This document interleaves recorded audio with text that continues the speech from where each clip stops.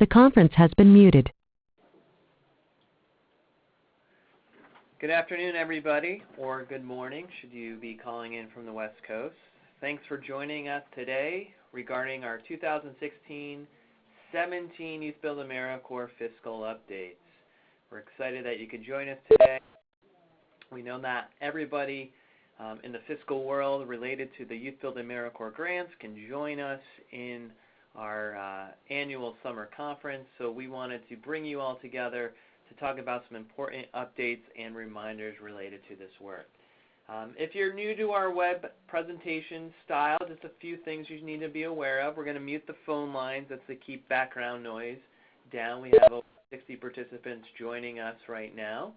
And the webinar is being recorded, so if you have any questions, we will send that information to you, and you can revisit that information in our recording.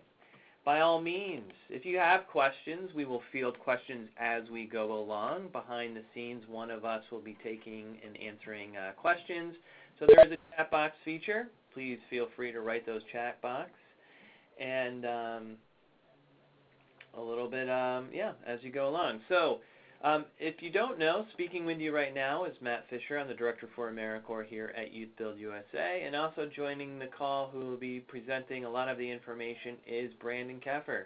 Brandon, you want to say hello? Hello, everyone. This is Brandon Keffer, Associate Director of Finance. This is what I sound like. Great. Thank you. All right. Well, let's take a second to get to know who's on the line today.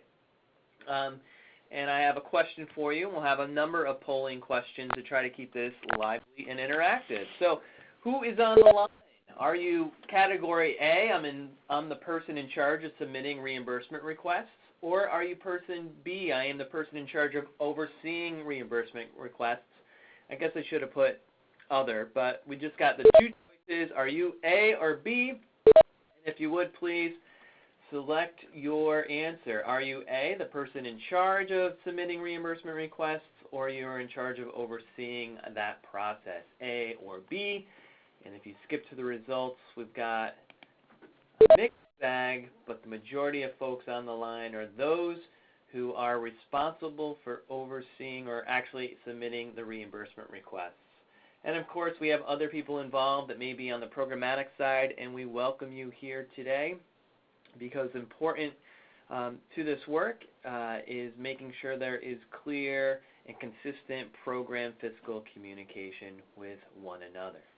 All right, the next question that we have for you all is the following. My experience with YouthBuild AmeriCorps. Are you category A, I'm new to YouthBuild AmeriCorps? B, I've been involved for less than 1 year. C, I have been involved for 1 to 2 years. Or D, I have been involved for 2 or more years. Where do you fall? A, B, C, or D? And if you would, please choose your answer. A is new, B is less than 1 year, C is 1 to 2 years, and D is more than 2 years. All right, and if we skip to the results, I want to welcome you, those that are new. We got a lot of folks that have been doing this work or touched it but are relatively new, less than 1 year, and then we have a lot of returners. Thank you all for joining us today. I appreciate getting a sense of who's on the line. And our last question to start us off, what is the greatest band of all times? Is it the Beatles, the Rolling Stones, the Who, Led Zeppelin, or other? Survey, we want to know. A, the Beatles, B, Rolling Stones, C, the Who, D, Led Zeppelin, or other. Who do you think it is? Who do you think it is? And if we skip to the results, other categories. Okay, other categories. I see. It's pulling ahead in the poll. Beatles is a strong second. You can't deny the power of the Beatles. All right, so we've got some more polling questions coming up related to today's presentation. I just want to talk about the goals that Brandon and I came up with for our time together. First of all, what's not going to happen? If you are showing up to learn about the AmeriCorps reimbursement process and what happens and how to submit that information, unfortunately, that is not what this presentation is about. That is a whole different training that we actually do in person at our conferences. If you need technical assistance or additional help on a one-on-one basis, we'd be happy to do that, and you should email Brandon or myself to receive training on the reimbursement submission process. But quite simply, what we are trying to accomplish is to provide reminders, best practices, and common language related to YouthBuild AmeriCorps Fiscal Management and those AmeriCorps reimbursement requests. So not everyone could attend our summer conference, and so we want to make sure that we provide you with key information that will help make for a smooth grant year coming up this cycle.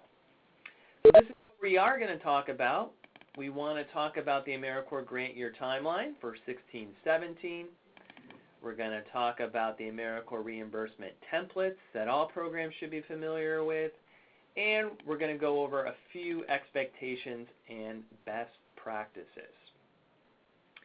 So to get things started, we're going to first focus on this first point, which is the AmeriCorps grant timeline. And I like to say the AmeriCorps grant year. And when I say AmeriCorps grant year, that can mean many different things. So let's focus on the language, because we think key element to smooth fiscal understanding under the YouthBuild AmeriCorps grant is understanding key language related to this term AmeriCorps grant year or AmeriCorps grant timeline.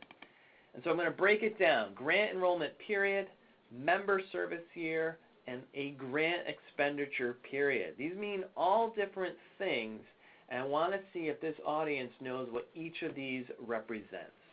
So quite simply, in the chat box, what does it mean when I say grant enrollment period? What is that? What is the AmeriCorps grant enrollment period related to this work? So if you would take a guess, you can just type into the chat box, what is the AmeriCorps grant enrollment period? And we'll pause for a minute. I'm going to eat a chip.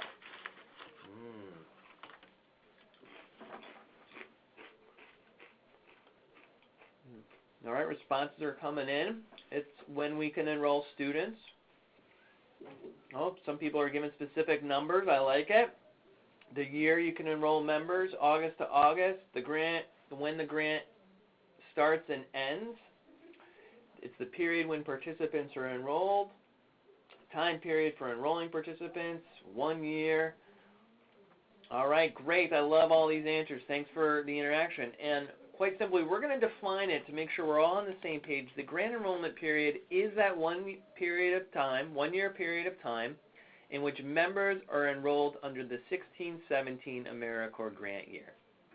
So all of the responses are correct. It's a fixed 1 year period of time that members can be enrolled.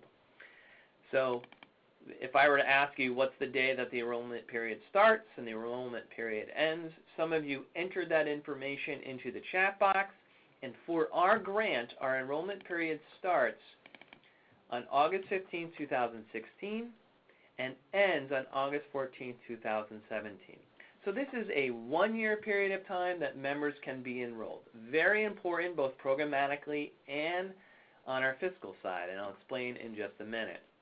If I were to draw out a line, here is an example of an enrollment period.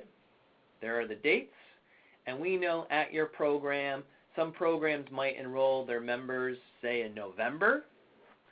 Some actually might enroll their members in February, and some might enroll their members towards the end of an enrollment period. So no matter what happens, that is the period of time we can enroll members. All right. Great, you're following along, you're doing a great job. So that's the first piece of language we want you to be aware of, and we're going to build off of that. And right now we're going to talk about member service year. So what is the member service year, or what is member service year? Once again, utilizing the chat box, how would you define member service year? Take a few minutes, type away, tell me what you come up with. What is a member service year?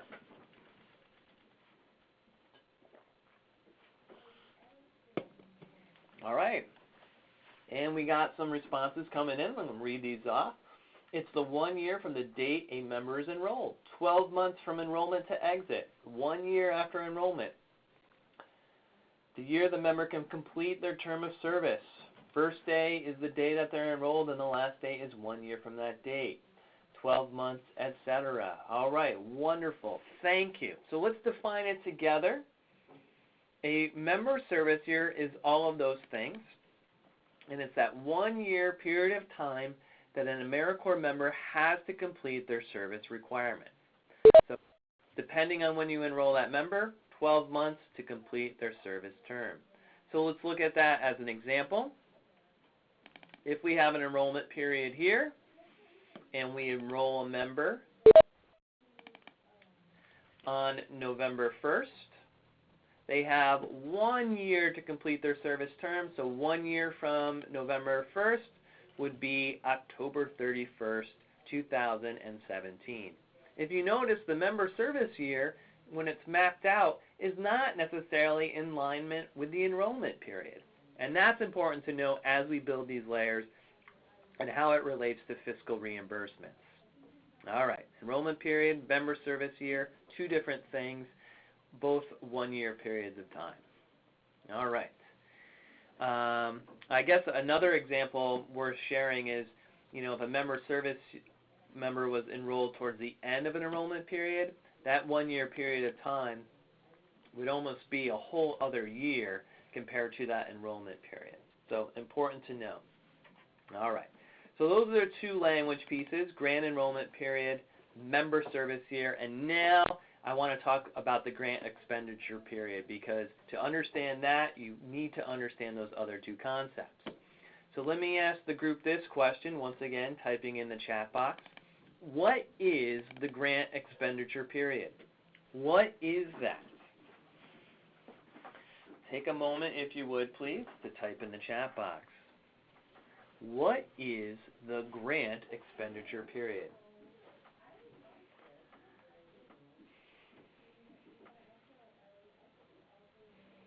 All right, we're getting some information coming in. I'm going to read this off. The period of time as defined in the contract. Period of incurred costs related to the grant. 1 year from the last enrollment. When you can submit for reimbursement. First day of the grant period to 30 days after the grant period ends. The day the last member is finished with the service. 1 month after the last enrollment. As early as the grant starts, not earlier than before 60 days. 30 days after the last member exits. Interesting. All right. This is where things get a little bit tricky. So let's define grant expenditure period for the group. So the grant expenditure period, by definition, we're going to say is the period of time in which you can bill expenses to the grant. And the period of time depends on the program and what is happening at the program related to its members. So grant expenditure period is not necessarily fixed to 1 year of time, unlike the member service year and the enrollment period. It's a larger period of time tied to members. And so in fact, to define your grant expenditure period, each program will have a different expenditure period, and the key rule you need to know is that the money follows the members. So let me break this out for programs here. So if you have an enrollment period, which is this 1 year period of time, and let's say you enroll your members November 1st, and they're planning to serve all the way until October 31st, 2017. Quite simply, if the money follows the members, the grant expenditure period is going to be almost the same period of time where the members are serving. So in this example, all the members are serving at the same time. And the expenditure period will include some additional time before members start and after members start. So the general rule of thumb, those that said 30 days after exit, that is correct. Programs have 30 days to bill expenses after the last member is exited. And the program can charge or receive reimbursement for expenses 30 days before the first member starts. Now there is a caveat to that, the whole 30 days before, because there's some expenses that you can bill before your members start, and that's correct, like things like conference expenses, and I'll have Brandon go over that a little bit. But generally your operating costs, staff time, basically your staff time and the use of facilities during that time is tied to your expenditure period, which is tied to your member service year. So let me look at a couple different examples. So this is a program that has, this is one expenditure period. Here's another, which actually is almost in line. You've got, members enrolled in September. This is like a school year calendar, and then the expenditure period monitors that closely. Here's another example. A program enrolls members in February, and the expenditure period goes way beyond when the enrollment period ends. And in fact, sometimes we have programs that their expenditure period looks like this. Members are enrolled towards the end of a grant period, and so their service years and expenditure period is almost a whole different piece of time. So that is some important information related to the expenditure period. And so that 30 days before, it's important to note, if you have pre-member costs, things related to like training or getting ready for your program year, like you want to buy your t-shirts and you need to get supplies and you went to our conference, you can bill for those expenses way before your first members start at the program. But generally the expenditure period, you will see the majority of the expenses like staff and operations being tied to those member costs. So this is important to note because when it comes to member activities, I ask you fiscal folks, do you know when your members are being enrolled? Do you know when they're being exited? Do you know if a member leaves that changes your expenditure period? If you don't, it's important to note that this grant and the success in executing this grant relies on good and consistent program and fiscal conversation about those things. Knowing when your members are enrolled, when they're exiting, will impact your grant expenditure period. And so we have a checklist that we will make available after today's webinar and send to you all who are participating in today's conference as a sort of exercise and a way to bridge the communication with your program staff at the site. I bring that up because we are often dealing not with one expenditure period, but sometimes multiple expenditure periods at the program, and you all know this. So here's an example. Let's say this is the 2016-17 expenditure period at our program. Members are enrolled in February. That means they're going and serving potentially all the way to the end of January in 2018. The expenditure period follows that along, and you all get that. And so you submit monthly reimbursement requests. But what happens when you have a whole other grant year? Because once one enrollment period ends, another one starts. And then you might have overlapping expenditure periods. So when you have this overlap, it's really important to have good program communication between one another. So that is why we're going over this language and pointing this out. Because a lot of programs, or some programs, who are new to this work, do not plan accordingly and don't understand that the money that's awarded under the 2016-17 grant is tied to these members. And so I know with some grants you're like, oh, I can just, spend down the money as it goes. No, you really need to make sure that the money follows the members for that grant year. And so when you have this overlap here, programs will have two fiscal codes on their timesheets for staff. Some time is billed to 16-17 and other time is billed to 17-18. So something you should be aware of, and probably for some of you this is just a reminder. All right. So I'm going to pause here for a second. Brandon, do we have any questions for the group that have come out? Actually, if you have questions, feel free to write them in the chat box.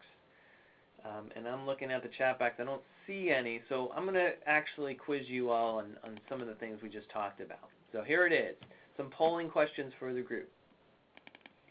When does the grant expenditure period start? Does it start in August 15th, 2016? Does it start 30 days before the enrollment of the first member? Does it start January 1st, 2016? Or whenever you want it to start? What do you think? A, B, C, or D? What do you think is the best answer? Take a moment based on the information you've just received.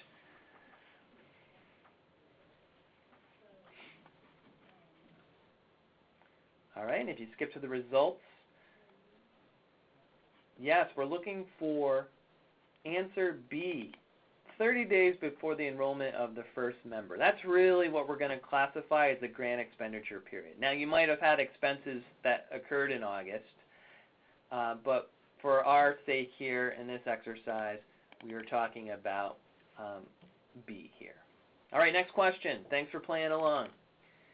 When can a member be enrolled under the 2016-17 grant year? Anytime before August 15, 2016? Anytime after January 1st, but not after July 30th? Anytime between August 15th, 2016 and August 14, 2017? Or whenever I want them to be enrolled? What is the enrollment period? And we'll skip to the results. Oh, wow, look at this. Everyone's following along. Excellent. You've got that information. That's right. That's any time between August 15th and August 14th, 2017. All right. Last question. When does the 2016-17 grant expenditure period end? Does it end on August 15, 2017? Does it end when I run out of grant money? Does it end no more than 30 days after the exit of the program's last member? Or does it end whenever I want it to end? A, B, C, or D? Please put your responses in.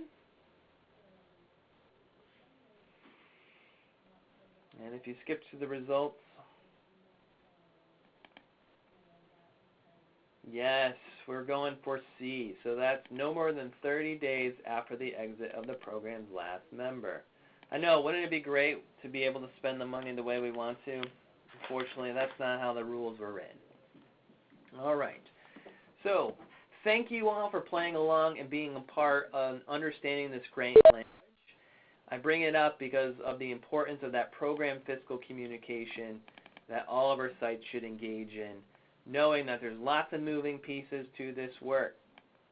All right, so now I'm going to move things over.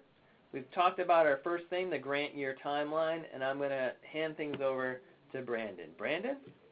All right, I'll take it over from here. Thanks, Matt. I'll let you finish eating your chips. If you guys can hear me, can you give me a shout out in the chat box just to make sure I'm not talking to myself? All right, we're good. All right, so let's turn our attention to the AmeriCorps reimbursement request, aka the ARR, aka the R. Now that we know when you'll be submitting your ARRs, we're going to take a look at the actual AmeriCorps reimbursement templates themselves. As Matt mentioned, this isn't going to be a very in-depth walkthrough of all the requirements, all the allowable costs, and all the nuances. We can connect you to those resources at the end of this webinar if you guys still have any questions about allowable costs. Today, we just want to walk through these Excel templates that are located in your fiscal Dropbox that you're going to be using every single month to report out your expenses. At this point in time, it's likely that no one has their 16-17 reimbursement templates yet. I know a few of you are anxious. You want to get those reports sort of prepared and ready. We're still finalizing our budget review process, and if I had to estimate, I'd say this package should go out as early as next week, but throughout the beginning of October. All right. So why do we do this reimbursement process? I ask myself this question every single day. So these templates serve the purpose of monitoring risk on a monthly basis. We want to limit the risk of unallowable costs and make sure we're meeting all of our compliance standards. So where these costs usually come to light, often during IPERA testing, which is the Improper Payments Elimination and Recovery Act. What they do is they will pull randomly one of our subgrantees. They'll ask to see your general ledger, and then they'll finally choose some expenses to request backup documentation for. And these expenses can also come to light during an audit or a federal investigation. So our intent with these templates is to just make sure you're billing within your approved AmeriCorps budget and meeting those federal standards.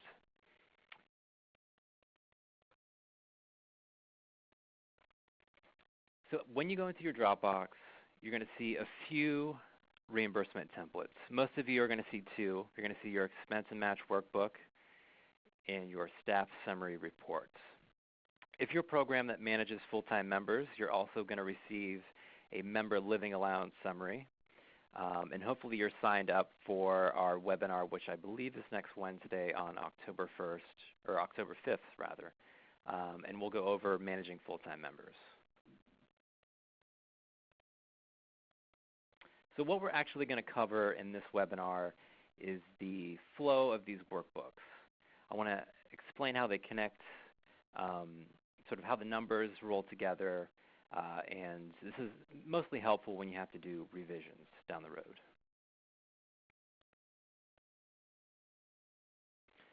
So our first workbook is the expense and match workbook. I'm sure most of you have been working with this. I just want to do a very basic walkthrough on all the tabs of this workbook. So the first tab is your approved budget. Hopefully you were included in the budget making process. If not, I'm sorry, but here's your chance to finally get a look at your approved budget. You want to get acquainted with your budget because it's really going to determine what documentation you're going to be providing this year. So take a look at your budget, take a look at the staff on your budget, look at the estimated time they're spending on the grants, which portion of their salary is being counted as match.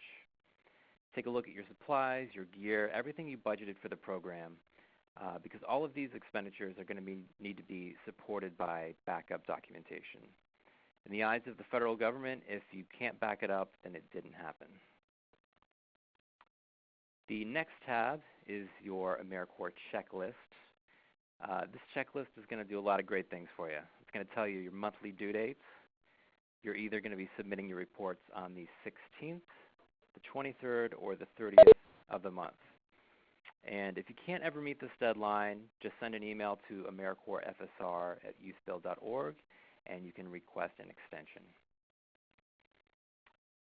Below your due date, you're going to find a link to our new fiscal help desk. So if you're completely new to this reimbursement process, or if you still have questions, if you're ever at a crossroads, you can check out our fiscal help desk. It has a lot of frequently asked questions and a lot of great resources. All right, and after that, on the checklist, we'll let you know the documentation requirements that you actually have to upload to Dropbox.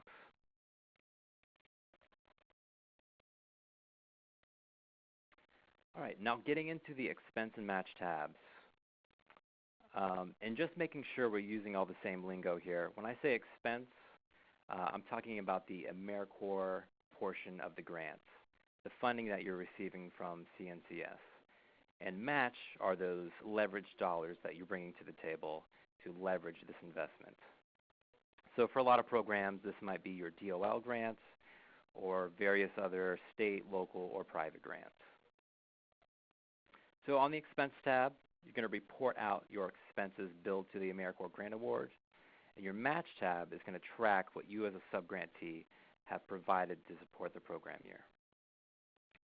And I want to keep in mind that this is a living document. You're going to be updating this and resubmitting this workbook every single month. So if there's ever an error or it's not up to date, if your totals are off, most likely the documentation that you submit is not going to be correct, and your FSR will actually be off as well. And the final tab is the FSR. This is that official certification document that is signed and submitted each month. This is automatically populated for you. After you complete your expense match tabs, it'll pull in all that information. So it'll pull in your previously reported amounts, your current amounts, your year-to-dates. So if your expense and match tabs are incorrect, then your FSR will be incorrect as well. And one last thought about the workbook is that the workbooks are actually locked so that no formulas are altered and that you're not slipping in any unapproved expenses into the budget. So if you guys, getting into the 16-17 grant year, if you run into any issues, any calculation errors, just send an email to AmeriCorpsFSR@youthbuild.org and we can revise that workbook for you. And I would add, Brandon, as well, we try to maintain, our program should maintain one version of the workbook for each grant period. So sometimes in the past we've had confusion and programs will copy different versions or place a version within each reimbursement month. We want to try to limit having multiple versions by having one version of that workbook stored in the proper folder within Dropbox. Yep, and we'll take a little bit, we'll take a look at Dropbox towards the end of this webinar to give you an idea of sort of the etiquette that we expect when it comes to uploading documentation. So the second template that you'll receive for the 16-17 grant year is your staff summary. So this document certifies that you're billing based on actual timesheet hours and not based on budgeted amounts. So you'll be inputting timesheet hours and payroll information in order to report what is billed to the AmeriCorps award and what is reported as match hours. And our reimbursement instructions will walk you through as far as what needs to be entered in all these cells. One important thing to remember is that how you break out staff time on this report should tie up with the staff costs that you report on your expense and match workbook. So I'd advise completing this staff summary first and then taking that information and plugging it into your expense and match workbook. And this is the thing we often refer to as the reimbursement flow. So as far as these Excel templates go, the staff summary information carries over into the expense and match workbook. And then once the expense and match workbook is filled out, you can finally print and sign that FSR. Now, I'm warning you now because we see these reports are off all the time. We understand it's a lot of information to cross-reference. But this is the real art of the AmeriCorps reimbursement process. If you want to have this mastered and be able to submit these each month without any delay, any revisions, you want to understand this flow and how these reports tie together. Now that was a very broad overview of the reimbursement request. I think we can pause right now if you guys have any specific questions about those templates. So Matt, do we have any questions?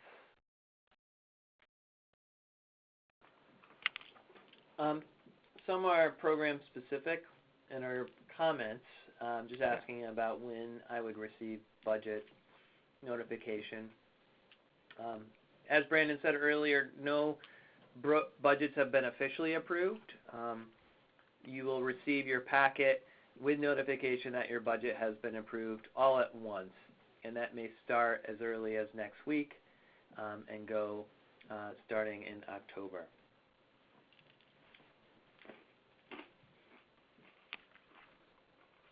All right, so I think we can move on to our third and final goal, our expectations for the grant year. And we'll also share some best practices just to make the process a bit smoother.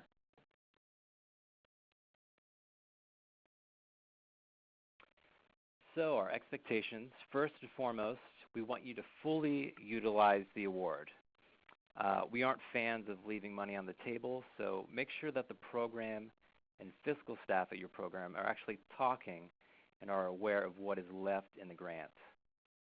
This is where all that information about the expenditure period is important.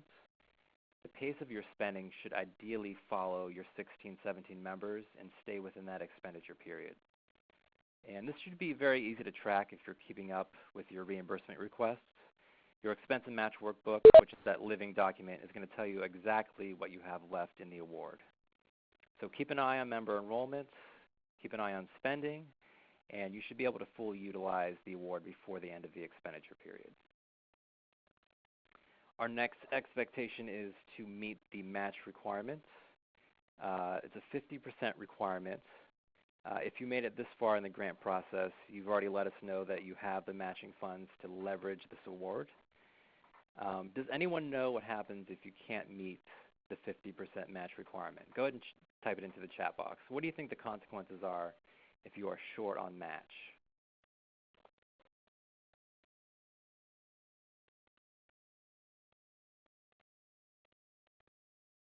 All right, getting some answers. Death by federal governments, return grant funds. Yep, you essentially have to pay back that portion of the award. So, for example, let's say you spend down your entire award, but you are $10,000 short on match. You'll have to pay back that $10,000 out of the federal award that you receive from us. Our next expectation is to meet that monthly due date. This is probably the most important expectation because it makes our jobs easier, but timeliness is important in terms of how we assess risk, and it is a small component of how we make funding decisions.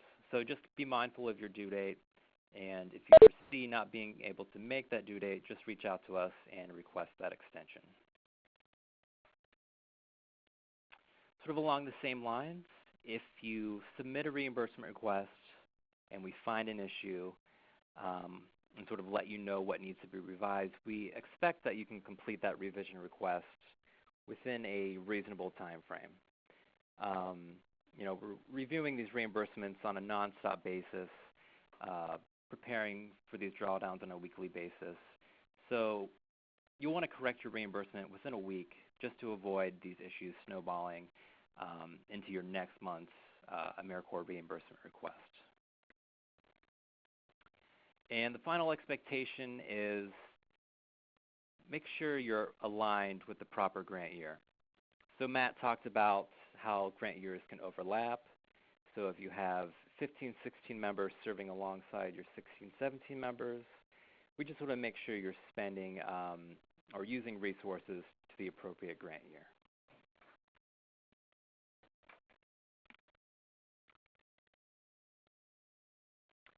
So as you get into the grant year, you might decide that you need a budget mod. This is a frequently asked question. So there's about 4 reasons why you might need a budget mod. If you're ever adding a new line or a new staff, you'll need to request a budget mod just to get that line into your expense and match reports.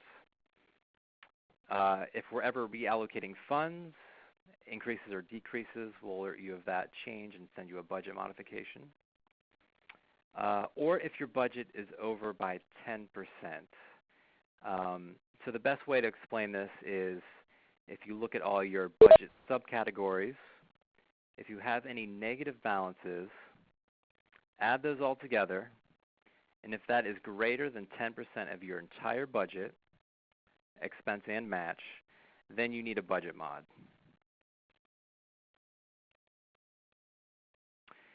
And where do you go to do that? Well, if you ever need a budget mod, just email AmeriCorps FSR, let us know the grant year you want to modify, and let us know the purpose of that modification, and we can get you those forms.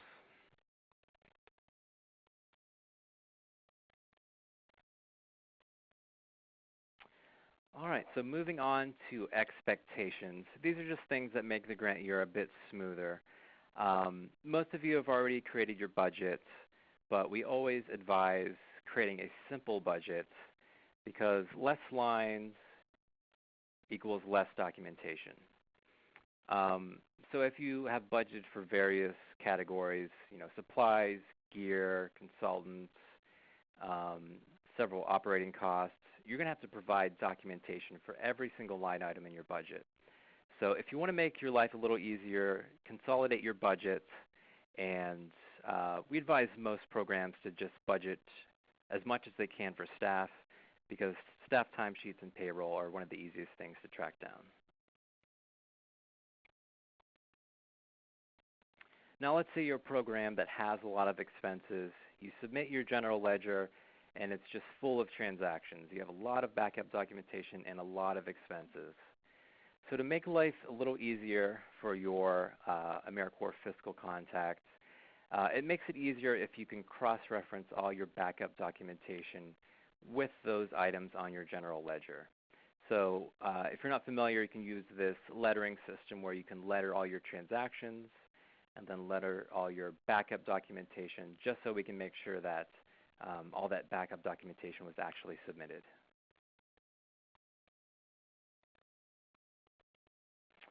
All right, and as Matt already alluded to, program fiscal communication, we can see our best performing programs, the ones that can fully utilize the grants, have a smooth fiscal year, are the ones that actually communicate and talk about member enrollments.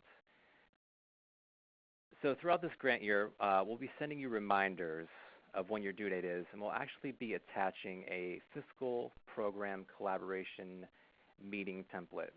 So these are just a few questions that you should be talking about on a monthly basis prior to submitting reimbursement requests, just to make sure everything is in place. So you might talk about whether or not you need a budget mod, if you're having staff transitions, someone new is coming into the budget, have you submitted that CHC documentation? Can they be covered in the grant? Are members enrolled in the portal? So you want to track members and sort of estimate when your expenditure period starts and when that period ends. What is your spending timeline? So watching those members. And finally, are we on track for spending down the funds? So you should be having regular conversations looking at your current expenditures, what is left in the grant, looking at your grant timeline, when are members exiting, and seeing if you can estimate if you can spend down the grant before those members exit.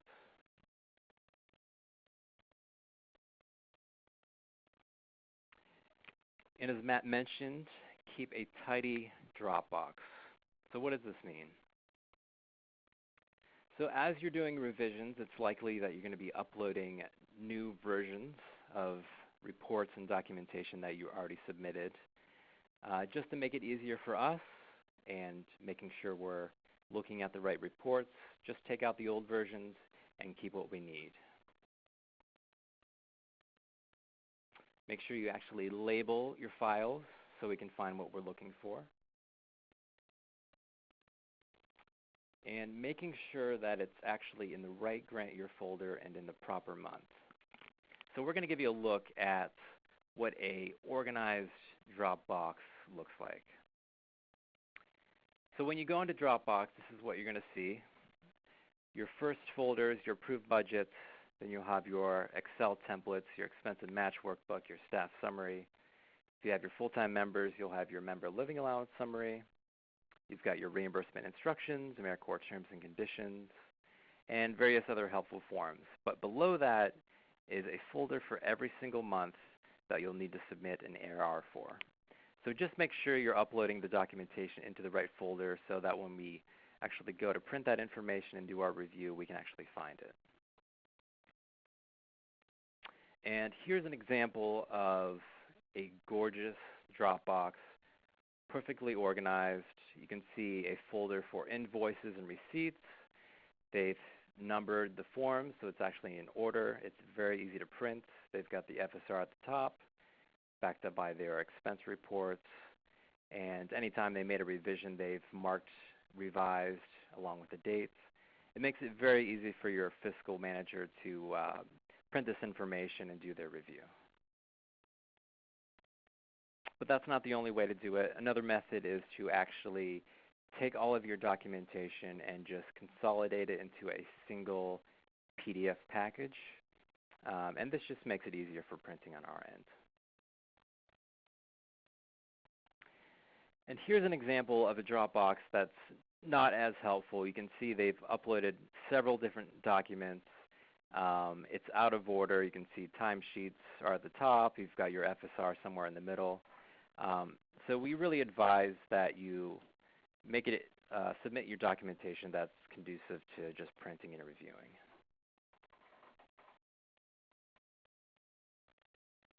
Another best practice is to actually let us know what grant you're submitting for. So we have a lot of programs that will email us letting us know that reports are available, and we're a little uncertain which month you're submitting or which grant years you're submitting. So as we mentioned, grant years are going to overlap. You may even have 3 grant years running at once. So when you go to notify us via AmeriCorps FSR at youthbuild.org, just make sure you write in the title which grant year you're submitting for.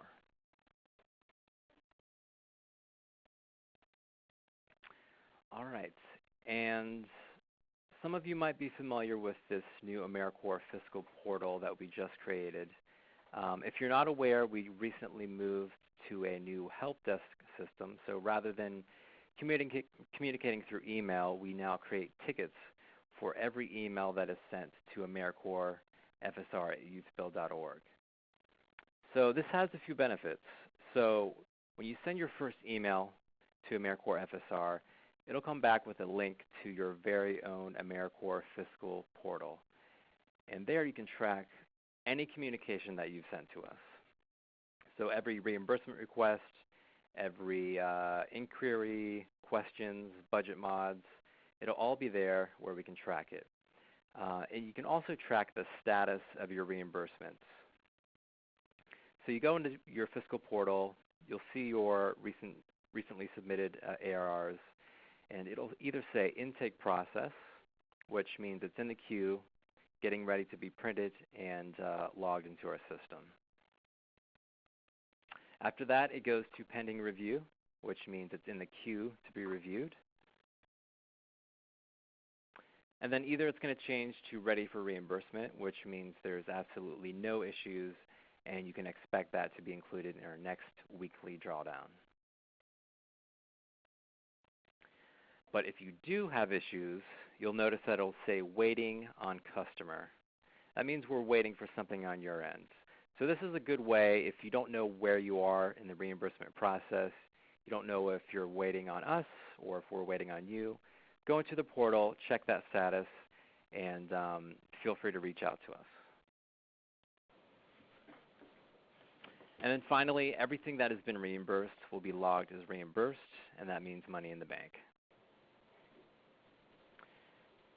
All right, does anyone have any questions in regards to this new fiscal portal? I know some people are asking about the activation link that has expired.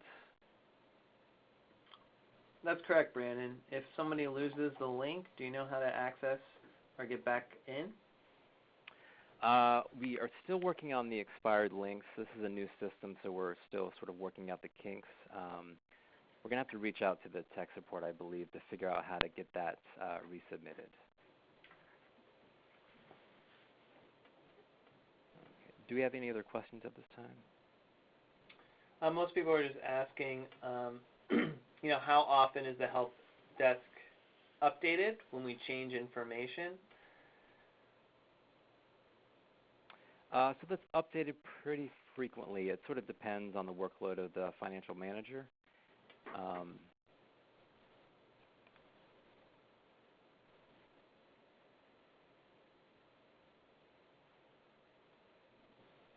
Other people want to know, can multiple people at our site have access to the portal? I believe it's only the person who sent the initial email would have access. Is that correct? Yep, so it's connected to your email address. So if they were to send their own communication, they would have their own portal link. Yep. And people want to know, where is this located again? This is not in Dropbox. This is an automatic response when you email anything to AmeriCorps FSR at youthbuild.org, correct? Correct. Yep, and I believe the other way to access this is to go through the Knowledge Bank, and there should be an option to log into your portal via the Knowledge Bank.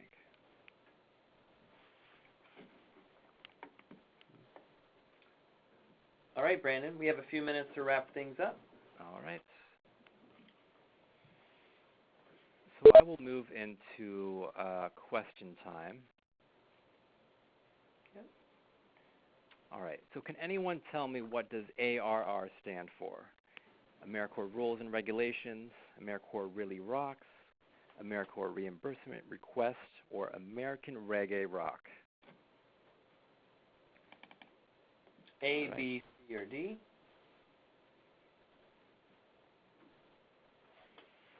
All right. AmeriCorps Reimbursement Request. And actually, it stands for all of them, actually, if you wanted that. But based on Big today's... fans of American Reggae Rock. Yeah.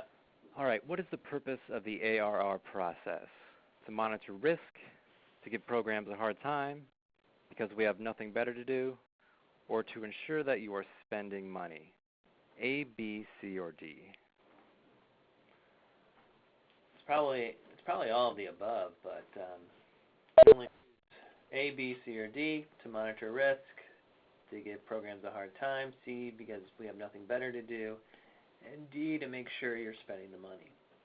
All right, fantastic. And know the flow. Let's see if you can remember this one. So how do these reports flow together? The staff summary feeds into blank, which then feeds into the signed FSR. Is it the receipts, the expense and match workbook, the living allowance summary, or numbers?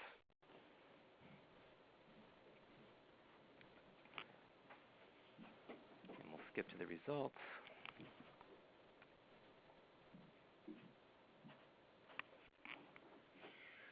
All right, very good. The expense and match workbook. What is the percentage of the match requirement? A, whatever you can report, B, 100%, C, $25,000, or D, 50%? A, B, C, or D?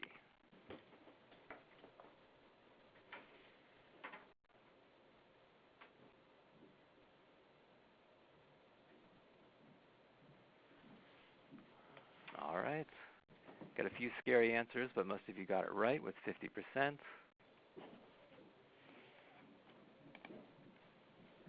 All right. And who do you notify when ARRs are uploaded to Dropbox? All right, see if you can remember our email address. Is it AmeriCorps@YouthBuild.org, ARR@YouthBuild.org, AmeriCorps@YouthBuild.org, or AmericanReggaeRock@Yahoo.com?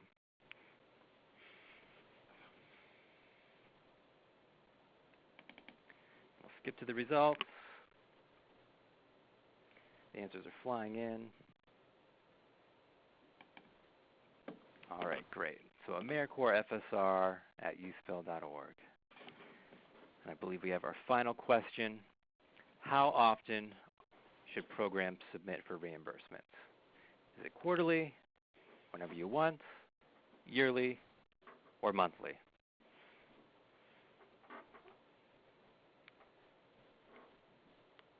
Skip to the results.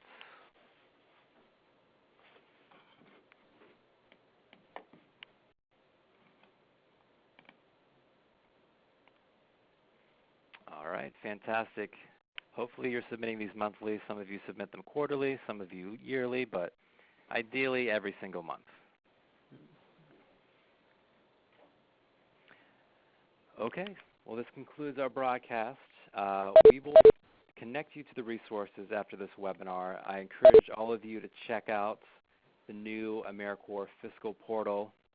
It's got a lot of helpful information, frequently asked questions. I believe it has the link to get into your own personal AmeriCorps portal if you want to check the status of your reimbursements. Any questions at this time, Matt? Not at this time, and you can email Brandon if you have them. Yep. All right. Everyone have a lovely Wednesday.